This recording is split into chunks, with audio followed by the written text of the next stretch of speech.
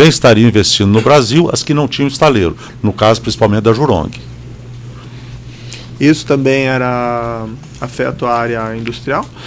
Foi uma transição, porque normalmente as obras de plataforma eram feitas pela industrial até a gente constituir o estaleiro Enseada, que o objeto é construir plataformas, módulos. Nesse mesmo documento, mais adiante, tem um e-mail do Roberto Prisco Perramos, de 21 de março de 2011. Quem que é Roberto Prisco? Roberto Prisco era o líder empresarial da Oligás. E ele começa o e-mail: falei com o André em um sobrepreço no contrato de operação da ordem de 20, 25 mil dia por sonda. O senhor está copiado aqui nesse e-mail? Não, copiado não, está como destinatário. Essa afeta a área industrial?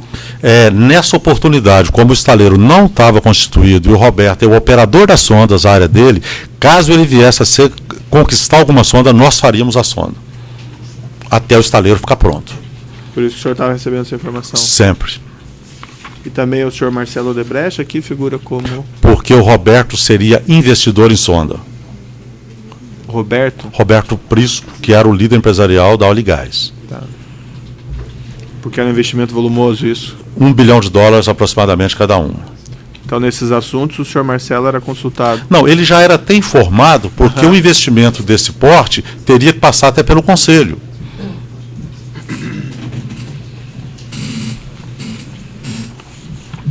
Evento 3, anexo 69, tem também alguns e-mails aqui. Dentro desses e-mails, 1º de abril de 2008, Rogério Araújo envia para Ernesto Vieira Baiardi e Márcio Faria. Quem que era o Baiardi mesmo que o senhor mencionou? Baiardi, nessa época, era o diretor superintendente de Angola. Aí ele começa lá: Ernesto, retorno Petrobras, diretor Zelada e a Birrâmia. Vou lhe mostrar aqui, deixa eu dar uma olhadinha.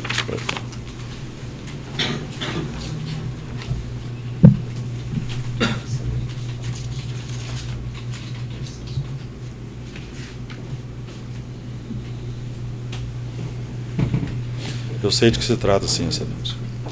Esse e-mail é sobre uma possível refinaria em Angola, que a Petrobras inicialmente até pretendia participar como operadora ou assistência técnica da Sonangol. Eles iam assinar um MOU, que era um memorando de entendimento, onde a Petrobras poderia prestar algum serviço. E o Ernesto, como era o diretor superintendente de Angola, ele acompanhava isso visando a construção da refinaria, onde inclusive ele teve alguns contratos de infraestrutura. Por que o senhor era copiado? Porque se fosse ter a refinaria, a parte de processo, eu entraria para construir também na parte dos HDTs e UDAs. E a área, então, que o senhor atuava aqui no Brasil também era responsável pelas obras daí no exterior? Sim. Ela que faria também? Ela que faria. E tem uma referência aqui do senhor Rogério: fiz questão de relatar que é preciso uma posição clara da Petrobras quanto à indicação da CNO para parceria com a KBR no EPC. A KBR era uma empresa americana de processo que estava contratada para engenharia. E a gente estava buscando e acabamos assinando um MOU com a KBR, mas infelizmente o projeto não decolou. Mas a Petrobras queria fazer uma indicação da CNO para essa parceria? Qual? A Petrobras não faria uma indicação. A gente queria ser nomeado referência nossa pelos trabalhos que a gente fazia nas refinarias do Brasil.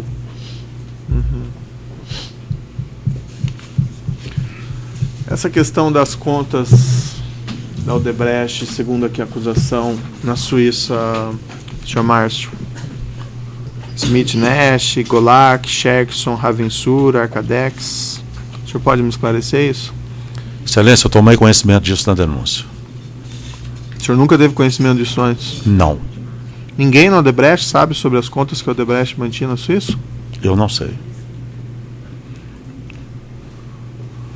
Com essas transferências, consta aqui para contas offshores do senhor Pedro Barusco, Renato Duque, Paulo Roberto Costa. O senhor tinha contato com essas pessoas? Com o Paulo Roberto Costa, com o Renato Duque? Tinha.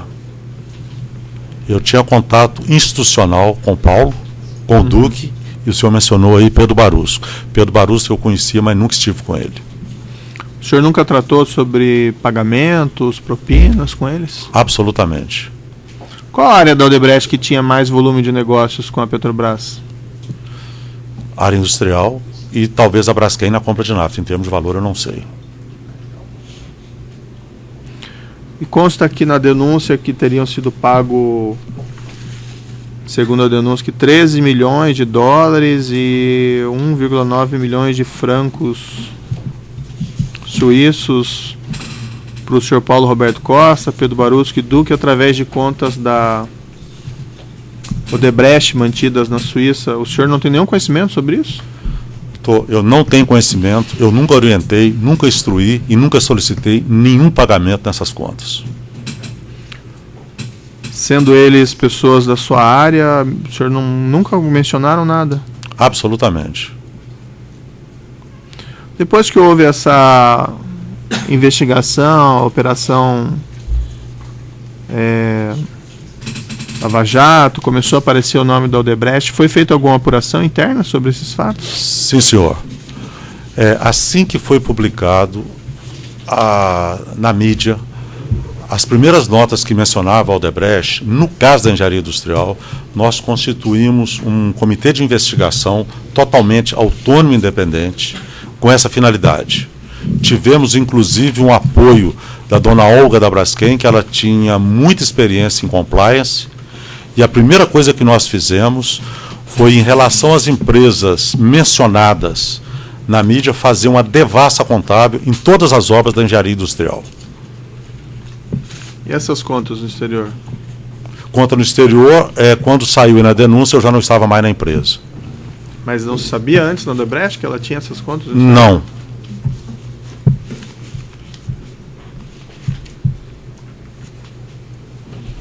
Hilberto Silva, quem é Hilberto Silva? Hilberto Silva é atualmente um consultor interno da Odebrecht. Nessa época de 2004 a 2000 em diante, ele exercia essa mesma função? Eu não tinha nenhuma relação com o Hilberto nessa época. Ele não prestava consultoria para a sua área? Não. De equipamento industrial? Não. Bom, em princípio são essas indagações do juízo. Eu passo ao Ministério Público.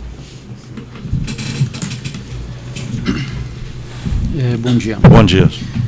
Por favor, eu queria só mais alguns esclarecimentos aqui.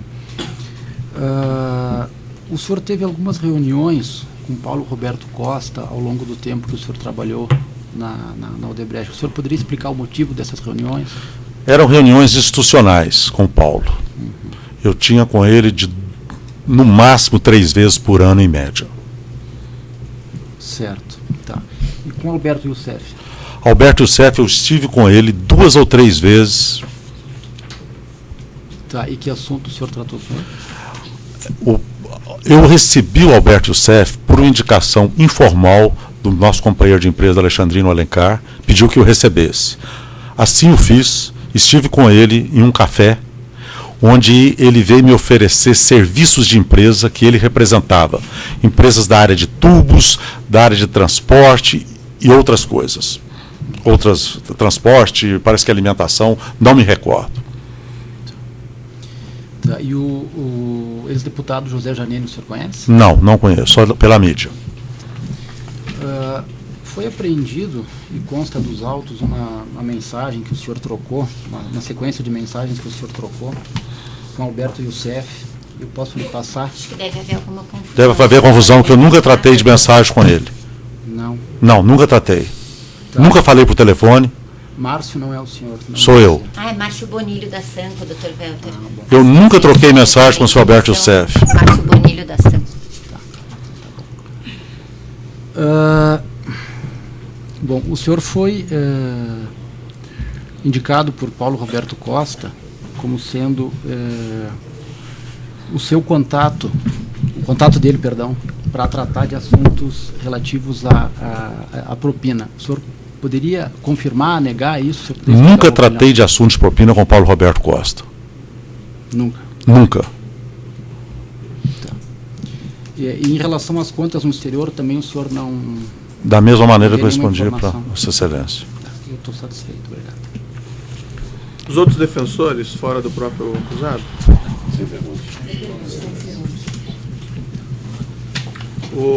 Desculpe, eu sei de acusação, tem perguntas? O próprio defesa do acusado. Minutinho, excelência, por favor. Essa empresa, só então, aproveitando aqui um esclarecimento do juízo, Consultora Internacional Del Sur, essa o senhor conhece?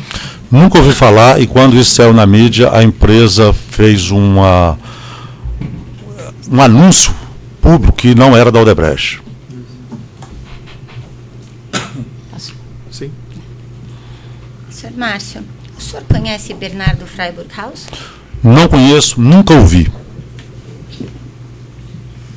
Em algum momento o senhor recebeu orientação de Marcelo Odebrecht quanto a fazer limpeza de aparelhos ou não movimentar a conta bancária em razão dos problemas havidos? Absolutamente. Foi do senhor a decisão de se afastar dos contratos da Petrobras? Foi. Assim que teve, acredito que em novembro, uma busca e apreensão na minha casa, que me criou um desconforto muito grande, e eu achei que naquele momento eu procurei Marcelo, expus meus motivos, ele concordou, eu iniciei uma transição rápida da passagem dos contratos da Petrobras, que início de fevereiro já estava tudo passado para outro responsável. O senhor já mencionou, na resposta do juízo, a questão de uma investigação interna. Antes mesmo disso, só para que fique claro, a consultora Norberto Odebrecht e a área de engenharia industrial possuíam um programa de conformidade já implementado? Já. A Odebrecht sempre teve um código de conduta implementado de acordo com a nossa filosofia empresarial. Sempre teve. Houve uma mudança específica a partir de 2013 com a lei anticorrupção?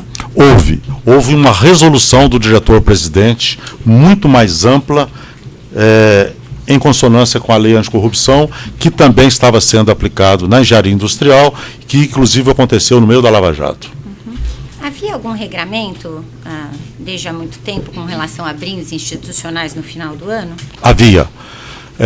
Lá pelo mês de outubro, por aí, saía uma instrução como seria o procedimento de brindes. E os brindes dados eram livros inclusive no programa de incentivo à cultura, gravuras e outras coisas. Nada mais do que isso, ninguém estava autorizado a dar brinde diferente do que era institucionalizado pela empresa. Mudando um pouquinho de assunto, ainda com relação a Alberto Youssef, alguma vez o senhor pediu a ele alguma interferência com relação à empresa Galvão Engenharia? Jamais. Eu fiquei até um pouco estranho que, com o passar do tempo, para quem esteve com esse senhor 2 ou 3 vezes, com certeza, ele veio usando meu nome com uma intimidade que eu desconheço. No caso específico da Galvão, eu conheço a Galvão, eu conheço um dos acionistas, que é o Dario. Qualquer necessidade de diálogo com a Galvão, eu faria diretamente e jamais autorizei alguém a utilizar meu nome para um assunto como esse e não sei com que interesse ele fez.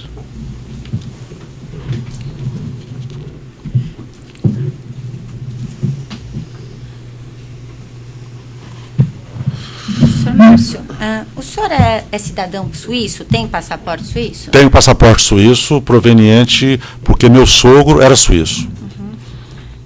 E por que o senhor decidiu tirar passaporte suíço?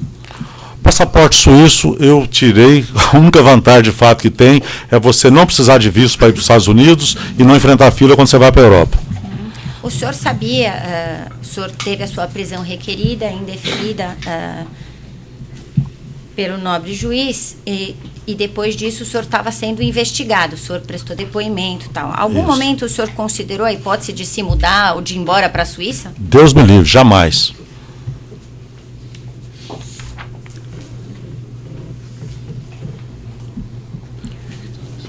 Sr. Márcio, já estou terminando aqui.